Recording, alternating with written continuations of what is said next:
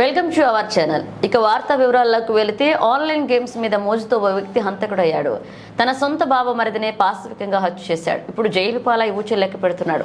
నెల్లూరు జిల్లాలో జరిగిన ఈ సంఘటన ఆ ఒక్క ప్రాంతానికి చెందినదే కాదు, ఇప్పుడు దేశంలోని యువత ఎదుర్కొంటున్న అతిపెద్ద సమస్యకు ఒక ఉదాహరణ. జలసాలకు అలవాటు పడి ఆన్లైన్ గేమ్స్ తో అప్పుల్లో కూరుకుపోయి అతగాడు చేసిన దారుణం ఏంటో మీరు చూడండి. నెల్లూరు జిల్లా కొండాపురం మండలం సచివోలు అగ్రహారానికి చెందిన 34 సంవత్సరాల గోగుల శ్రీకాంత్ హైదరాబాద్ లోని కొండాపూర్ రాఘవేంద్ర కాలనీలో పీజీ హాస్టల్ నిర్వహిస్తున్నాడు. 2017లో కావలికి చెందిన వ్యాపారి మద్దసాని ప్రకాశం కుమార్ అమూల్యతో వివాహం జరిగింది. శ్రీకాంత్ అత్తింటి వారు ఆస్తిపరులు కావడంతో అప్పటికే ఆన్లైన్ గేమ్లు ఇతర వ్యసనాలకు అలవాటు పడిన శ్రీకాంత్ అత్తంటి ఆస్తిపై కన్నేశాడు.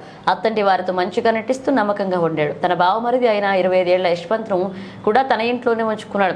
యశ్వంత్ కూడా తన బావ హాస్టల్ పనుల్లో ఎంతో సహాయం చేసేవాడు. బీటెక్ కంప్లీట్ చేసిన యశ్వంత్ ఉద్యోగ వేటలో ఉన్నాడు. తన ఫ్రెండ్ మహేష్ తో కలిసి హాస్టల్ గ్రౌండ్ ఫ్లోర్ లోని ఒక గదిలో ఉండేవాడు. ఇది ఇలా ఉండగా మరొక వైపు నుంచి ఆన్లైన్ గేమ్స్ ఆడే శ్రీకాంత్ మరిన్ని అప్పులు పెరిగాయి. దాదాపు 4 కోట్ల రూపాయల అప్పుల్లో కూరుకుపోయాడు. అప్పులు వాళ్ల నుండి ఒత్తిడి పెరగడంతో అత్తింటి ఆస్తి కొట్టేసేందుకు సిద్ధమయ్యాడు.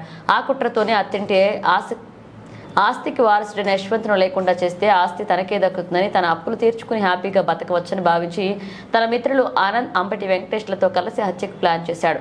అందుకు 10 లక్షల సుపారీ మాట్లాడుకుని 2 లక్షల అడ్వాన్స్ కూడా ఇచ్చాడు. అలా హాస్టల్ గ్రౌండ్ లోనే సీసీటీవీ కెమెరాలు ఆఫ్ చేసి సెప్టెంబర్ 1న అర్ధరాత్రి 12:45కు ఆనంద్, వెంకటేష్ యశ్వంత్ గదిలోకి ప్రవేశించి యశ్వంత్ కాళ్లు చేతులు కట్టేసి చున్నీతో గొంతుకు బిగించి చంపేశారు.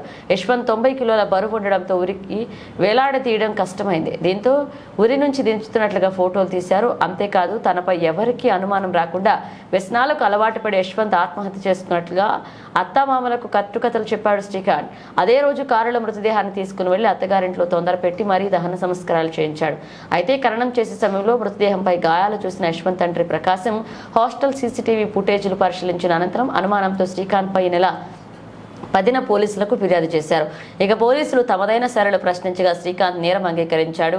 హత్యకు సహకరించిన నిందితులను కూడా అరెస్ట్ చేసి వారి నుంచి 90,000 నగదు, 4 సెల్ ఫోన్లు స్వాధీనం చేసుకుని జైలుకు పంపించారు. మా వీడియో మీకు నచ్చినట్లయితే లైక్ చేయండి, షేర్ చేయండి, మా ఛానల్ను సబ్స్క్రైబ్ చేసుకోండి.